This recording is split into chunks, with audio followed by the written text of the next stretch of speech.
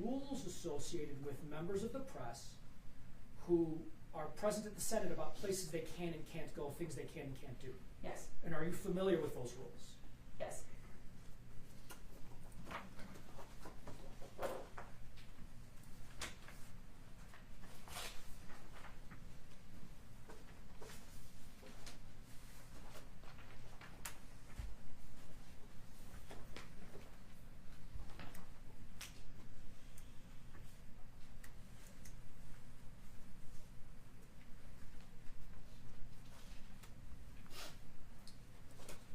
I'm going to hand you documents that have been marked as Defense Exhibit 8 and 9 and ask you to please take a look at those documents. Are you familiar with those documents? Do you recognize those documents? Yes, they're the media rules and decorum. Okay. And these are the rules that explain the differences between these two things and how they relate to you doing your job as Senate. So the rules, as I understand it, are like more strict, and it's rules for how the media is supposed to behave. And then the decorum is, I think, a little bit more guideline-y. It's like you should dress nicely. And these are both part of what we see when we fill out an application for credentials at the Senate. And I want to turn your attention, and I'm sorry, I wasn't tracking the exhibit numbers, the media rules, whichever exhibit that is. 8. Exhibit 8. Media rules. Number 2, media wanting access to the press area shall make application in accordance with the rules, ethics, and decorum. You see that? Yes. And that's the process that you went through to be able to have access to the press areas. Yes. And then continuing on, rule number 3, the Senate Sergeant-at-Arms and Deputy Sergeant-at-Arms shall limit membership in the press areas to bona fide correspondence of repute in their profession under such rules as the Senate shall prescribe. You see that? Yes. And so you've maintained that membership to the press areas as a bona fide correspondent of repute throughout your entire time working in the Senate. Yes.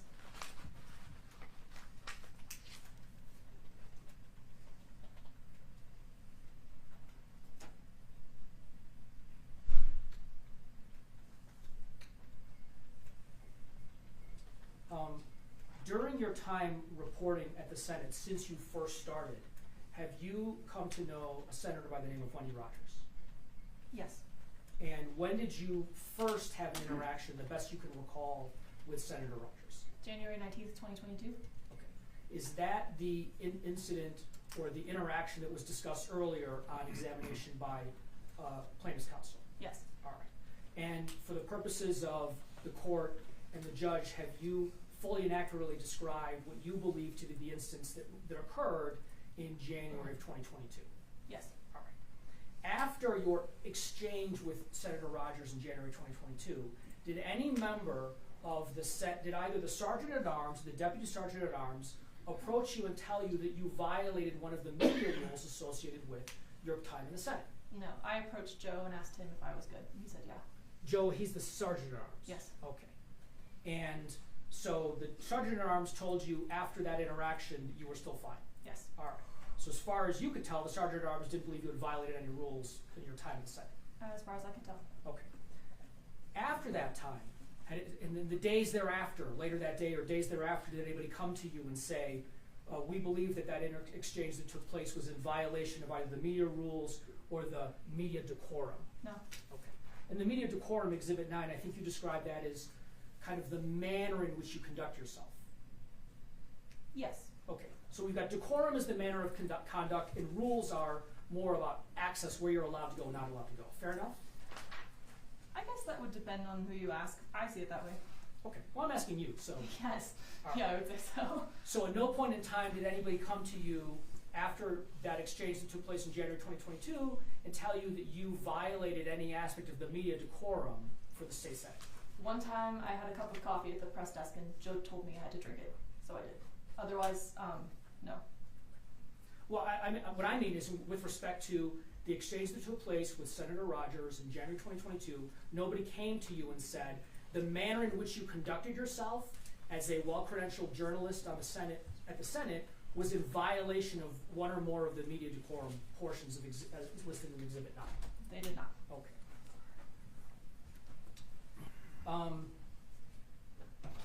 What was the the question that you asked Senator Rogers in January 2022, what was the purpose of the question that you asked? I asked her if we could talk about Senate Bill 1045 and Senate Bill 1046, and that had come up, I think, in a pitch meeting. One of us was interested in writing about it. It might have been my editor. Don't know off the top of my head. But it was two bills that she sponsored, which is why I asked her. Okay. Was there anything that you considered to be offensive about asking a senator about a Senate bill that they had sponsored? No. Was there anything about your tone of voice that suggested to you that you were being disrespectful in the manner in which you asked Senator Rogers to discuss a bill that she sponsored? No.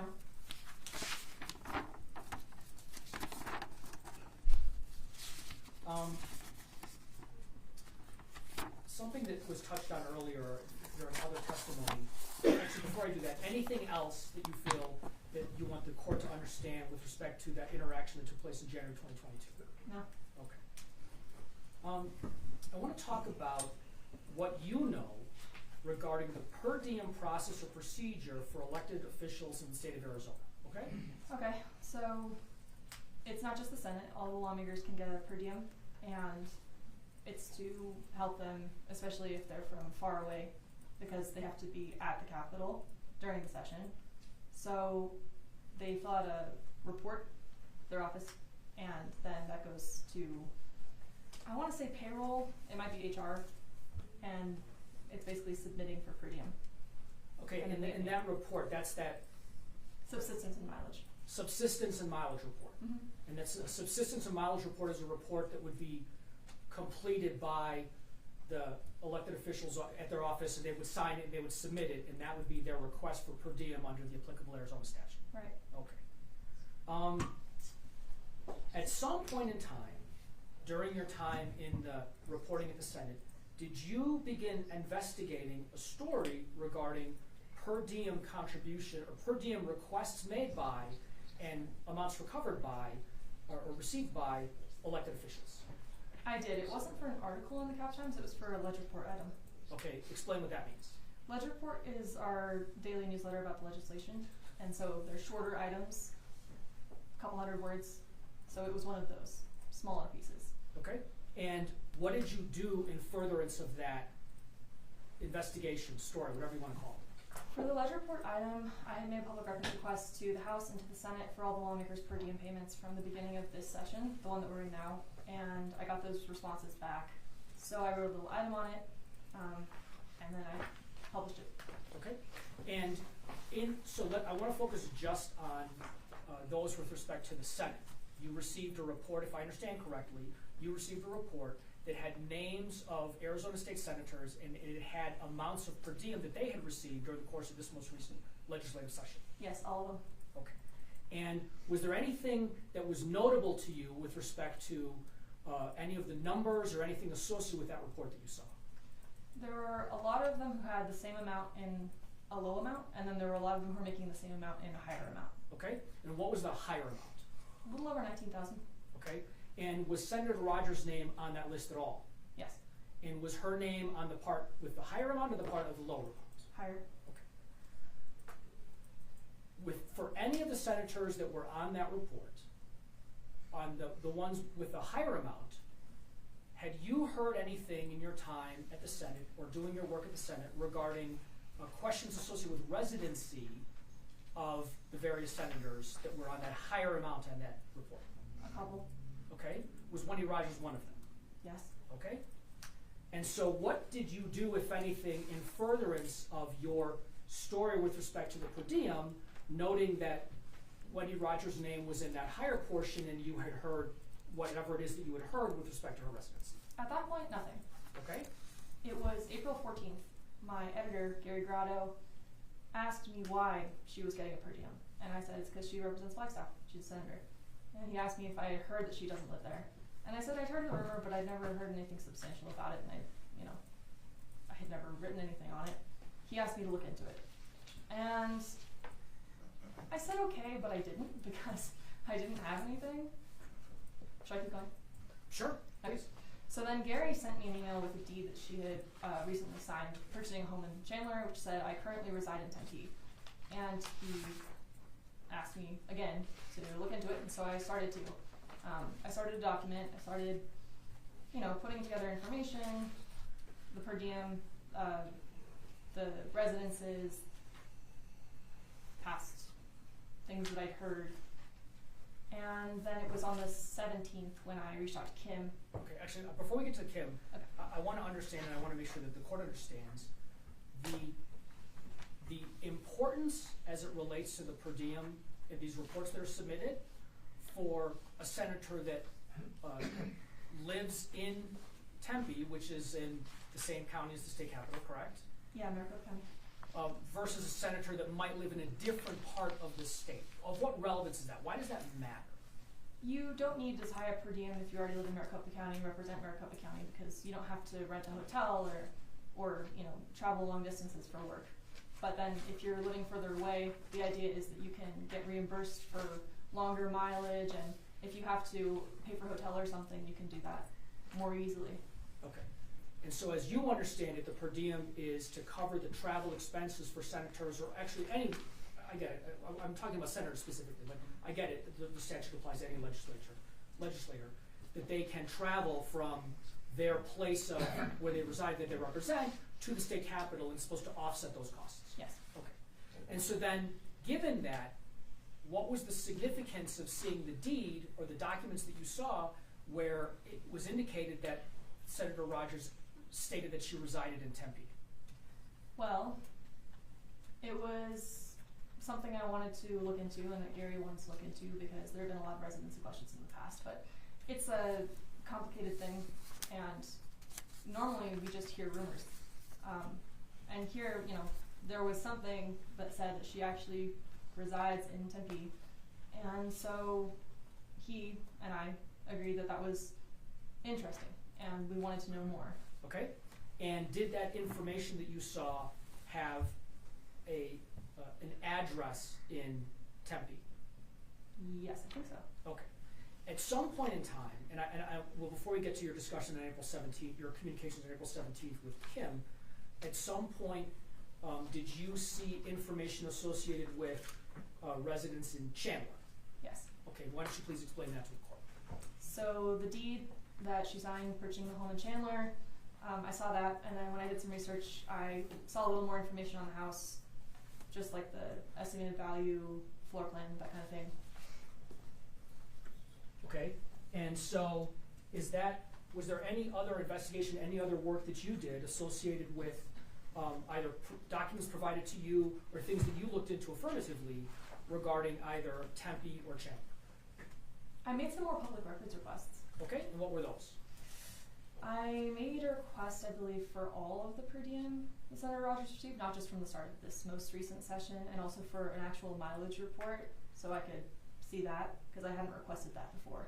Okay, what is that? What the mileage report? That's a report that's submitted to indicate that the mileage was in fact traveled from point A to point B. I believe they're bi-weekly, yes. Okay, but nonetheless, it's a submission to state I traveled from here to here, however many days that will encompass the period. Yes. Okay. So then what steps, if any, did you take next with respect to this investigation regarding the per diem and the residence issue? I asked Kim on 17th to pass along a request for comment to Rogers. That's the text message we talked about earlier. Okay, so I'm going to pause there for a second. Okay. I believe you have the defense exhibits there? I do. Okay. And I have that one, which is 4. All right. Thank you, Your Honor. So I'm going to hand you a document marked Defense Exhibit 4. I know we talked about this a little bit earlier, or you heard about testimony about this earlier. Defense Exhibit 4, is that your text exchange that you had with Kim Quintero at the Senate? Yes. Okay. And so the first portion, the text at 143, has already been read into the record. What was your intent in reaching out to Kim with what you could put contained in the text that you sent her at 143 on April 17th? I wanted to ask Senator Rogers a question. As has been stated earlier, we were on a break, so I couldn't ask her on the floor, plus there had been that whole thing. Anyways, but I needed to ask. It was part of my due diligence to request a comment. Okay. So that's what I was doing. And so your first approach was reach out to Kim, and then Kim responded to you. Yes, she did. And what did you understand Kim's response to mean where she said, because I believe when you were being questioned earlier, in fact, let's take a step back. When you were being questioned earlier by counsel for plaintiff, I believe only a portion of Kim's text was read in. So why don't we put the whole text into the record?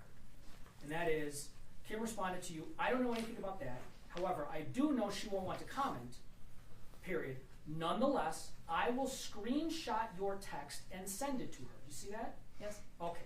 And what did you understand that to mean with respect to what Kim was going to do regarding your question and Senator Rogers? That Kim was going to take a screenshot of the text I had just sent and send it to Senator Rogers. So, in other words, even if perhaps Senator Rogers might not want to comment to you directly, that if Kim passed it along, Kim could get an answer for you and pass it along to you. Right. Okay. And then moving on, a little while later at 2:49, you send Kim a message again. Shoot me a text if and when she says no, so I can add, not sure if this will be published today, but maybe. What did you mean by what you put in that message to Kim? I was following up to poke Kim a little bit and let her know I was still waiting, and also to tell her that, give her an idea of the timeline. Okay. And then Kim responded to you at 3:56 p.m. and there was no reply. And what did you understand that to mean? I understood it to mean that she had sent the message to Senator Rogers, but Senator Rogers hadn't replied to it. Okay.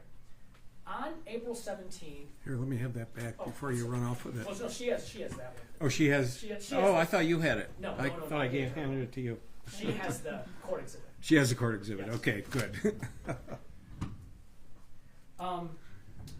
On April 17th, 2023, did you take any other steps to reach out to Senator Rogers or any member of her staff seeking comment associated with your questions regarding residency and per diem? Yes, I emailed Senator Rogers and I CC'd her assistant and I asked for a subsistence and mileage report. I had already requested that from Pete Galvin, who's the Senate attorney who responds to those requests. But I talked to the assistant on the phone. I thought that maybe it would be easier that way. Senator Rogers didn't respond, but her assistant and I talked briefly. Okay, and what was that communication? Well, I let her know that I had asked Pete, and she said, okay, cool, she didn't say that verbatim, but she said, we'll let Pete handle it. And Okay. Pete responded. And was that all the same day? Pete didn't respond until later, I don't think. But the 17th is when I emailed, yes. Okay, all right.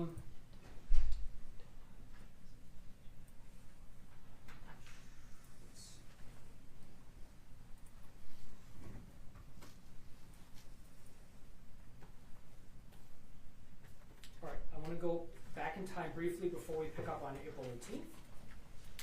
And I want to talk about February 2023. Okay.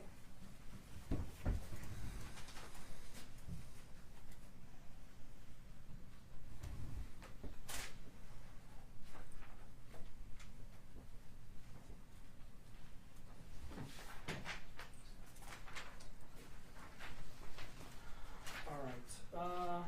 Defense Exhibit 1. Yeah, that one. Let's see.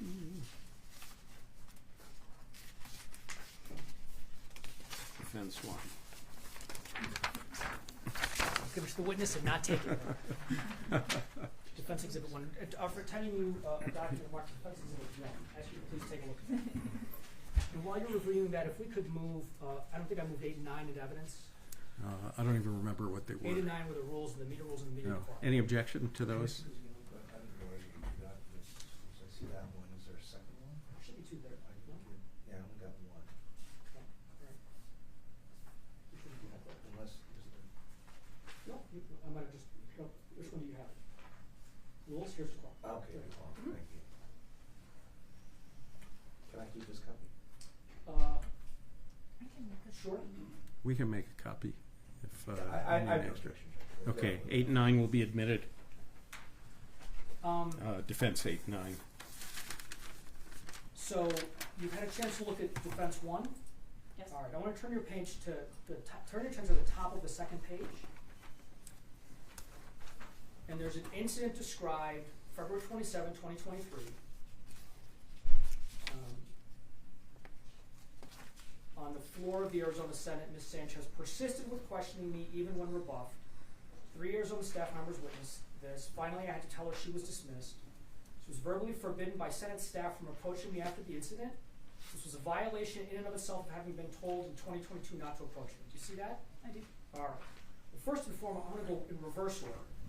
Were you told in 2022 not to approach her? No. Now I want to go to the first sentence. On the floor of the Senate, Ms. Sanchez persisted with questioning me even when rebuffed. Do you see that? I do. All right. Do you believe that to be an accurate statement?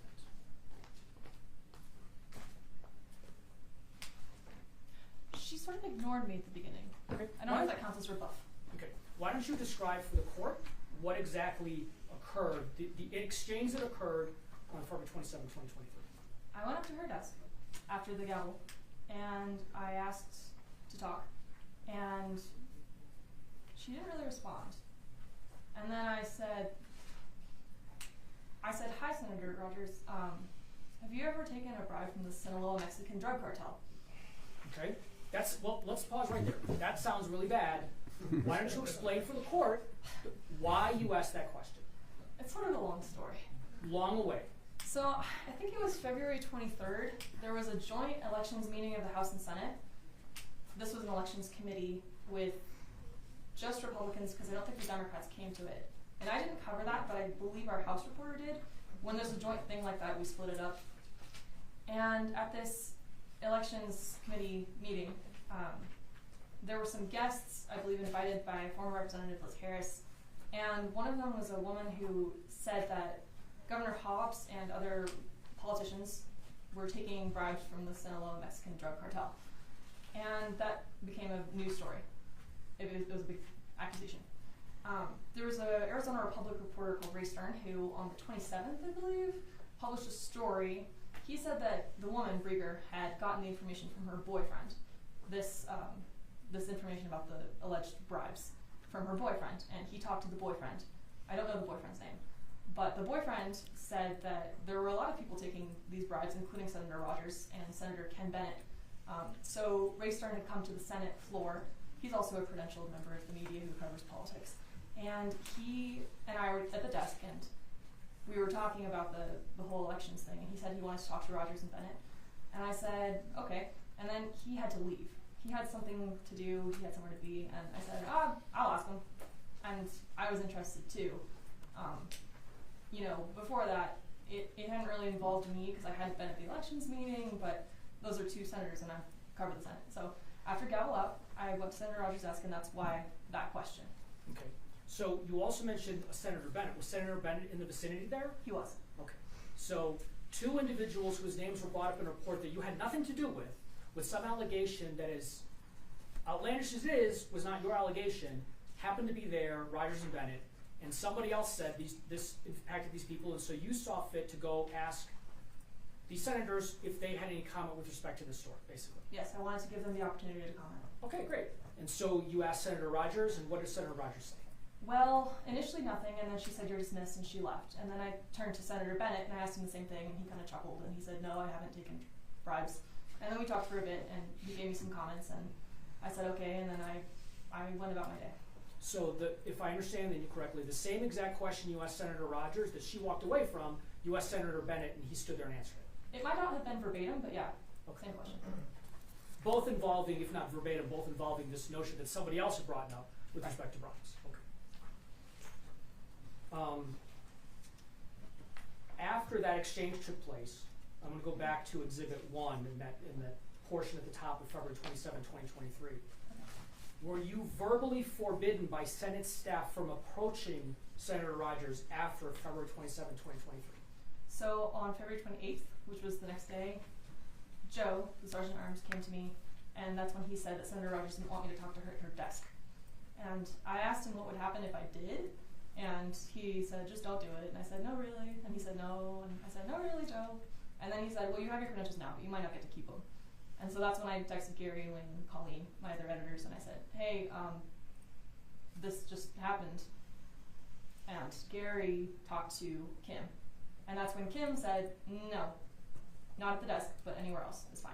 Okay, so coming off the heels of February now 28, 2023, from Kim Quintero, who's the communications director for the House Majority. Senate Majority. Senate Majority, I'm sorry, Senate Majority. your direction from Kim was, don't approach Senator Rogers at her desk, but you can talk to her anywhere else. She didn't tell me not to. She said that if I did, yes. Okay. So from that point forward, from February 28, 2023, up through the present time, have you had any interactions with Senator Rogers? Not until now.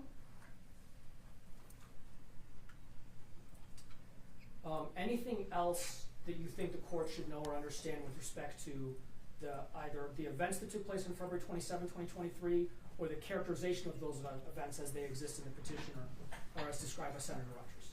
I think that's it. Okay. Now let's jump ahead to April 18 of this year, okay? We know you've had the exchange with Kim Quintero. We know you sent the emails. One email One email. to Rogers, CCing her assistant. What was the communication to the other individual? To Pete? Yes. I talked to Pete too. Yes, that's true. Was it, what form of communication?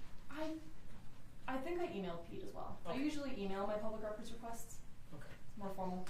So you've taken several steps as part of your furtherance of your investigation into this issue by reaching out to Kim Quintero and hopefully to Senator Rogers through Kim Quintero, by reaching out to Senator Rogers and by reaching out to Pete. Yes. Okay. Pete is her assistant. No, Pete is he works in the Senate Rules Office and he responds to all the public records Oh, requests. okay. So you've taken several steps there to find out, to gain more information if you could, and potentially comment associated with the issue of the residences and the per diem requests and the mileage reimbursements and the report that we already talked about. Yes. Okay. And had you received any substantive responses to anything of those? Not yet. Okay. What steps, if any, did you take next with respect to this investigation? Well, on the 18th is when Gary and I talked, and he said that I had the directive, I guess, or the all clear to go to Tempe and Chandler. Okay. And that was, so that's the residences, the addresses that you had on documents that Gary had provided to you, or, well, the Tempe address was on the one he provided to you. The Chandler address, where did that one come from? All of that is available through the SOS website. I think I just checked it there. Okay. All right. So April 18, you have a discussion with your editor, your executive editor, and he indicates that as part of this ongoing investigation, what you're trying to figure out here is to go to these addresses. Yes. Okay. What were you expecting to find? We'll break them down individually, Tempe and then Chandler. What were you expecting to find when you went to this Tempe address? I didn't know what I was expecting to find. I didn't know if anyone would be there. I didn't know which one she was living in at the moment. But I wanted to go, and I wanted to ask the neighbors or whoever about this issue and check it out. And the week of, because it was the week of April 17th, and I believe you said there was a break going on at the time? Yeah, we've had a few breaks. Okay. Well, I want to focus just on that week, the week of April 17th, and specifically April 18th of that week. The Senate was on break. Yes. Okay. So with the Senate on break, and Senator Rogers being a senator from Flagstaff, did you actually have any reasonable expectation that Senator Rogers would be in her Tempe home since they were on break and she actually is a senator from Flagstaff? I don't know, because during the break sometimes they still come into the office or the Capitol for various things, so Okay. it's possible. So you weren't sure what was going to happen? Right. Okay.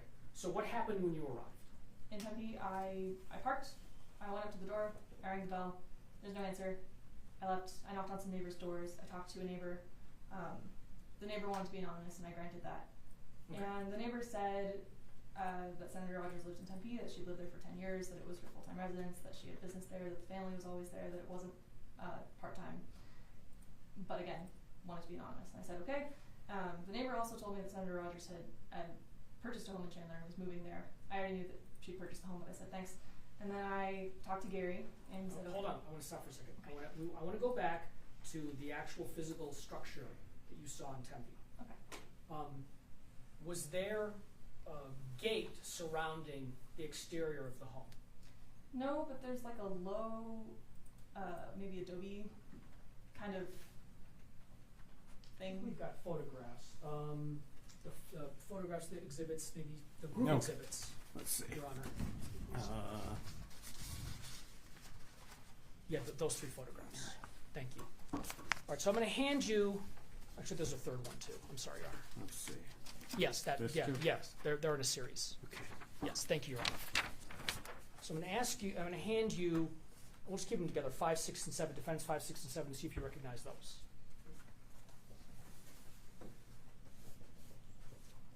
Yes. Okay, so this Adobe thing that you were just describing, is that depicted in Exhibit 5? Yes. Okay, so was there a door or a gate or something preventing you to get to knock at the front door? Not before the front door. The front door was closed. Not my question. Was there any kind of a gate around the yard of the home? No. Okay. This Adobe structure, this Adobe portion that frames the front door area, was there a gate closing that off that you would have had to open? No, there's a space in between it. Okay. Was there any kind of thing that you had to climb over to get around to get over to the front door? No. You could just pull up in front and you walked up to the front door? Right. Okay. You said no one was home. Did you ever enter the residence in Tempe? No. Okay. So all of your interactions with the home in Tempe were on the exterior of the home?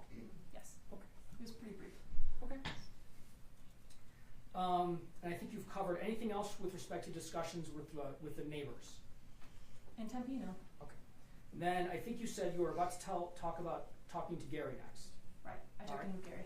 All right. And then what was tell the court what occurred in that exchange? I called him from the car. I said that I had been to the house, that there wasn't anyone there, that I was going to head over to Chandler. He said okay. All right. And so with the group exhibit 5, 6, and 7, do you see the exterior of the home that's depicted for the Chandler residence? Yes. Okay. Which exhibit is that? 7. All right. And what happened when you arrived at that residence? I pulled up to the house. Same thing. There was like a car on the front lawn, and the door was open, and from the porch I could see the electrician who I believe testified earlier. And so we had that exchange where I asked if anyone was there, if Senator Rogers and her husband specifically were there, and he said they weren't. And I asked if they'd be coming back, and he said yeah. I said, is it safe, because there was like a banging sound, and I thought maybe something had fallen. He said he was okay, and then I left the front porch and I went back to the street, and then I knocked on some neighbors' doors, but no one answered. And then I talked to Gary again, and then I went back to the office, and then I did some more work on some other things, and then I called neighbors in Flagstaff Okay. that afternoon. All right.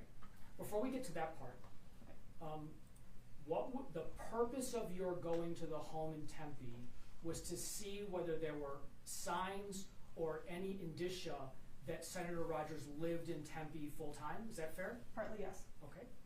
And when there was nobody home, you talked to neighbors to see what information they may be able to provide to you regarding whether Senator Rogers resided in Tempe full time. Just one.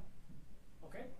Was your purpose of going to the Chandler home to determine whether Senator Rogers lived at the Chandler residence full time, as opposed to perhaps the Tempe residence or the Flagstaff residence? Yes, same Okay. purpose. All right, got it. All right, so then you said you were calling neighbors in Flagstaff. I did. Okay. And what, if anything, did you learn from those discussions? I spoke to some neighbors in Flagstaff who said they had heard rumors about this, but that they didn't know much about the situation, or that they lived too far away to say for sure anything about it. There were others who didn't want to speak on the record. Okay. Did you ever go to Flagstaff? I've been to Flagstaff, but not her residence in Flagstaff. Okay. I don't think I asked you this with respect to the Chandler home. Was there a gate around the yard of the Chandler home? No. Was there any kind of a gate or door or anything you had to move or open to get to the entrance of the residence? No. Did you ever go inside the house there? No. Okay.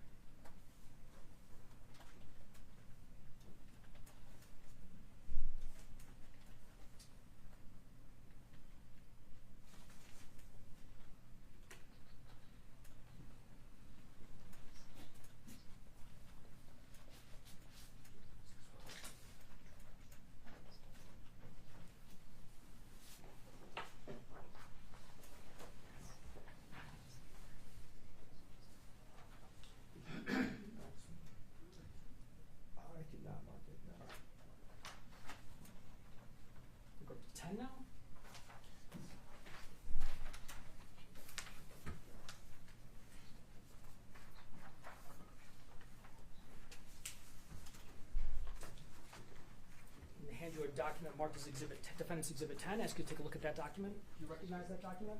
Yes. Okay. I want to focus on the photographs that appear on Exhibit 10. Now, do you recognize yourself in these photographs? Yes, 3 of them. Okay. The photograph in the upper right-hand corner, I think we've seen a different version of that as a different marked exhibit. Do you see that? Yes. All right. That's the time that you went to the Chandler house later. On the 19th. Okay. Yes. Was it light outside? Sort of twilighty. Okay. What was the purpose of you going at that point in time? It was Gary's idea. He thought that maybe people would be more likely to be home after work, like if they worked a 9 to 5. Okay. The times that you visited, the time you went earlier, was it during the workday?